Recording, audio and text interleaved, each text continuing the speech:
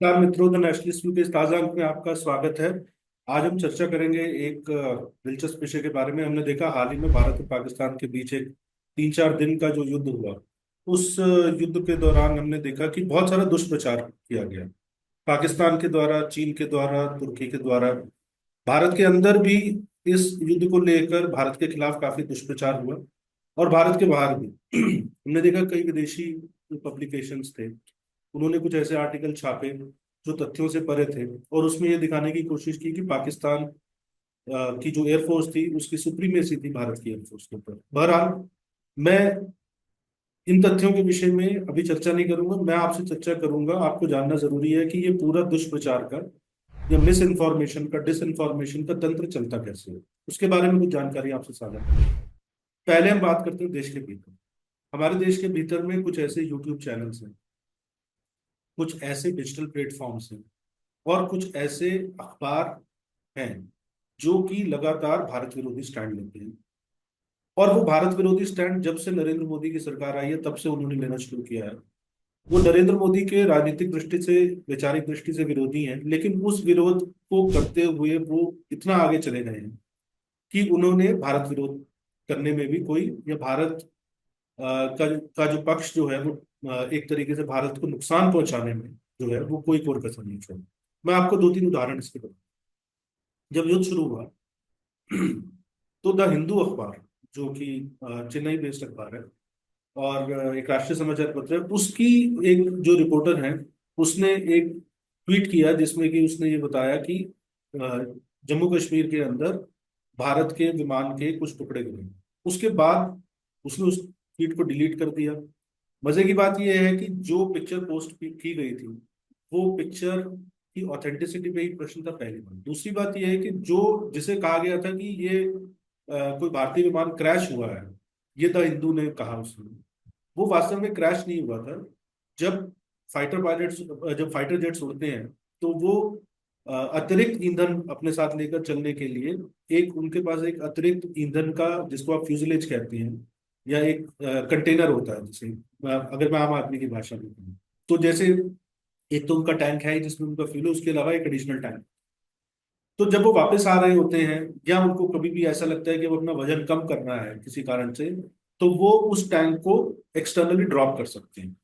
तो वो जो पिक्चर आई थी, उसको ट्विटर पर ही काफी सारे लोगों ने काउंटर किया, एक्स पर, और ये बताया कि ये तो एक फ्यूजिलेज टैंक है। लेकिन तब तक पाकिस्तान ने इस नैरेटिव को पिक कर लिया था और उसके बाद उन्होंने उस नैरेटिव के ऊपर ही बिल्ड करना शुरू किया कि हमने भारत के राफेल विमानों को मार दिया।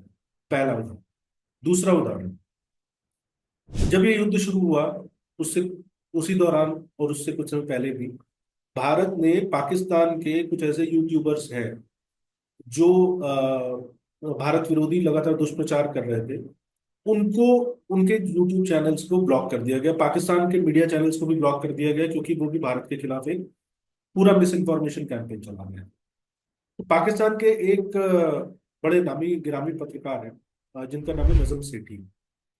तो नजम सेठी जो है वो वहां पर रोज एक प्रोग्राम करते हैं।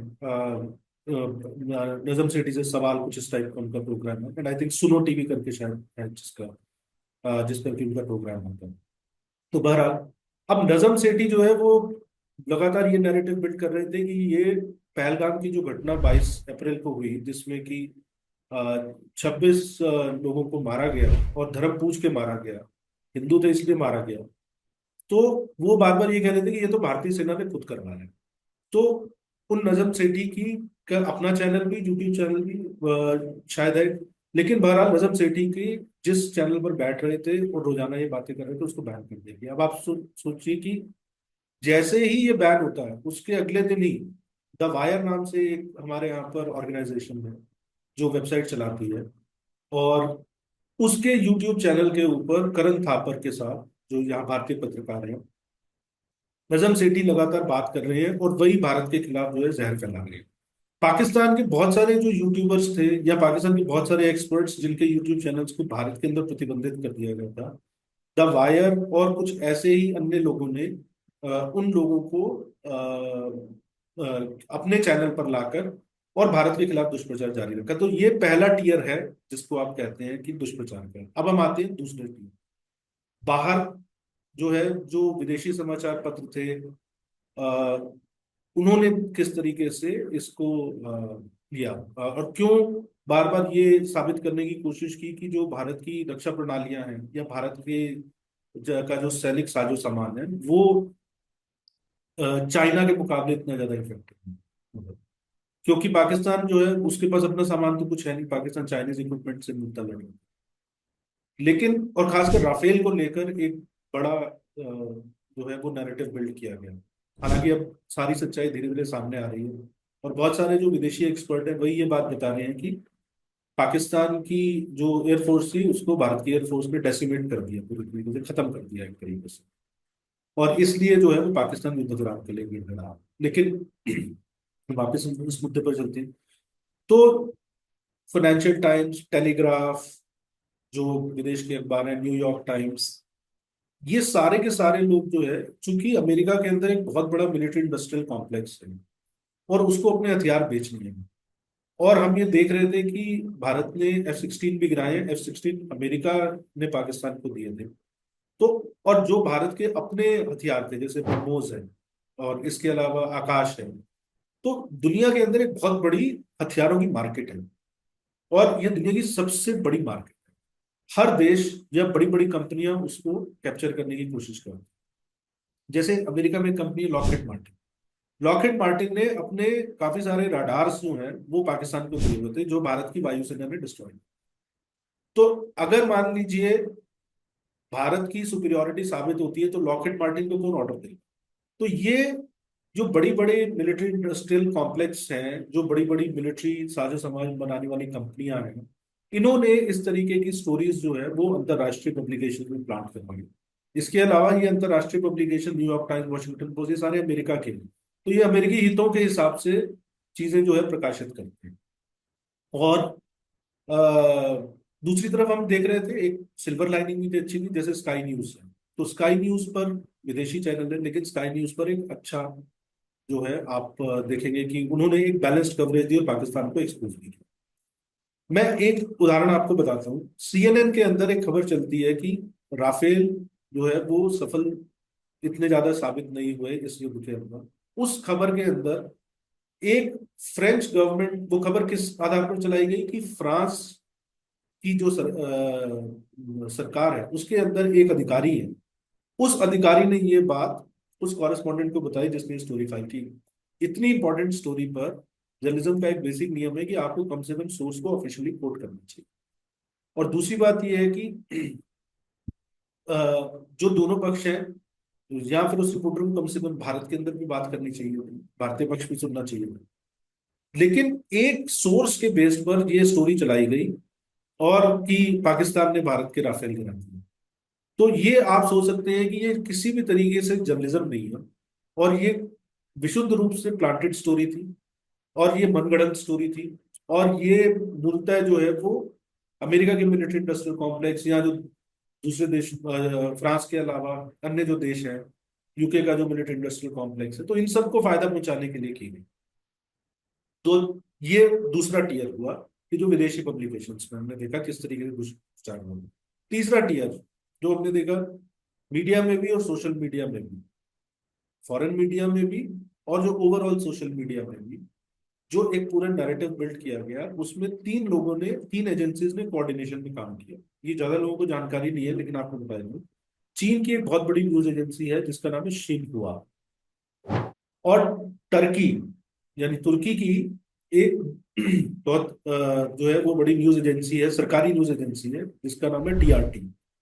TRT ने पिछले कुछ समय पहले जितने भी इस्लामिक जिहादी समूह है, पूरे संगठन है दुनिया भर के अंदर, उनमें से उन सभी की जो पब्लिसिटी और मीडिया विंग है, उन सबको एक साथ लाकर जोड़कर एक नया वर्टिकल तैयार किया है। और TRT के अंदर ये वर्टिकल दुष्प्रचार को जो है वो की एक मेन मशीन है। इसके अलावा TRT के अपने कॉरेस्पॉन्डेंट्स और ये सब तो है ही। तो TRT, शिन्हुआ शिन्हुआ दुनिया की सबसे बड़ी समाचार एजेंसियों में से एक है, और ये जो समाचार एजेंसी है ये चीन की सरकारी एजेंसी है। इन्होंने भी बहुत सारी इस प्रकार की गलत खबरें चलाई। और शिन्हुआ चूंकि एक समाचार एजेंसी है, टीआरटी भी एक समाचार एजेंसी है, तो इनकी खबरों के आधार पर बहुत सारे फॉरेन पब्लिकेशंस ने भी खबरें चलाई, सोशल मीडिया में भी इनको कोट करके जो है चला गया। तो पूरा ये जो स्ट्रक्चर इस तरीके से चल रहा था कि सबसे पहले जो चीनी भाषा का जो सोशल मीडिया है और जो चीनी भाषा का जो मीडिया है, वो फोटो ऑप करके, फोटोशॉप करके, सॉरी, फोटोशॉप करके, और वो पूरी की पूरी जो है वो एक मनगढ़ंत कि यहाँ ये पार्ट मिला भारत के विमान का, वहां ये मिला, तो एक झूठी तस्वीरें जो है वो सबसे पहले तैयार होती थी। जो चीनी पूरा का पूरा सोशल मीडिया नेटवर्क है, और चूंकि चीन में फेसबुक, यूट्यूब, एक्स, ये सारी चीजें नहीं है, वहाँ सारा का सारा जो है वो स्थानीय प्लेटफॉर्म है जो चीनी भाषा में चलते हैं। और हमारे यहाँ पे स्वाभाविक है कि चीनी भाषा तो बहुत ही गिने गिने चुने विशेषज्ञों को ही आती है, तो कोई भी ये नहीं देख रहा था युद्ध के दौरान कि चीन के अंदर जो चीनी सोशल मीडिया वो क्या कर रहा है।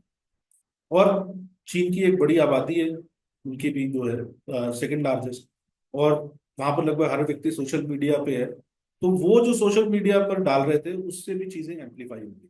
तो वो ये रहा था कि चीनी सोशल मीडिया पर ये जो है झूठी और दुष्प्रचार वाली खबरें और तस्वीरें डाली जाती थी भारत के खिलाफ। उसको पाकिस्तान की जो inter services public relation agency जो है, यानी कि जो इनकी आर्म फोर्सेस पाकिस्तान की और जो आईएसआई उसकी गुप्तचर एजेंसी है, तो उनका एक कॉमन मीडिया और पब्लिसिटी विंग है जिसको आईएसपीआर कहते हैं। तो इंटर सर्विसेज पब्लिक रिलेशंस जो है वो इसको उठाता था और इसको उठाकर भेजता था टीआरटी के पास। और फिर टीआरटी, ये जो नया वर्टिकल इस्लामिक जिहादी ग्रुप्स का बना है, उसके माध्यम से और अपनी एजेंसी के माध्यम से इसको पश्चिमी एशिया और दुनिया भर के अन्य हिस्सों के अंदर इसको एम्पलीफाई करता था, इसको आगे दुष्प्रचार को बढ़ावा देता है। तो ये कुल मिलाकर एक पूरा का पूरा एक दुष्प्रचार का तंत्र चला। ये दुष्प्रचार का तंत्र अभी भी चल रहा है, हमें इससे सावधान रहने की जरूरत है। लेकिन इसका सॉल्यूशन क्या है? मुझे लगता है कि इसका एक सबसे बड़ा सॉल्यूशन तो ये है कि भारत को अपनी एक ऐसी न्यूज एजेंसी सेटअप करनी चाहिए, जैसे चीन की शिन्हुआ है, टर्की की टीआरटी है। तो कम से कम, क्योंकि अभी हम जो खबरें पढ़ते हैं यहाँ पर, आप जो नेपाल के बारे में, बांग्लादेश के बारे में, श्रीलंका के बारे में, म्यांमार के बारे में, यहाँ तक कि हम जो अपने पड़ोसी देशों के बारे में भी खबरें पढ़ते हैं, वो सारी पश्चिमी एजेंसियों की खबरें हैं। एपी यानी एसोसिएटेड प्रेस, एएफपी फ्रांस की एजेंसी है, रॉयटर्स, ब्लूमबर्ग, ये सारी विदेशी एजेंसियां हैं। तो ये विदेशी एजेंसियां जो है वो जो वेस्ट का पर्सपेक्टिव है, जो पश्चिम का पर्सपेक्टिव है, वो सामने रखती है। चीन की शिन्हुआ जो है वो चीनी दृष्टिकोण से खबरें देती है।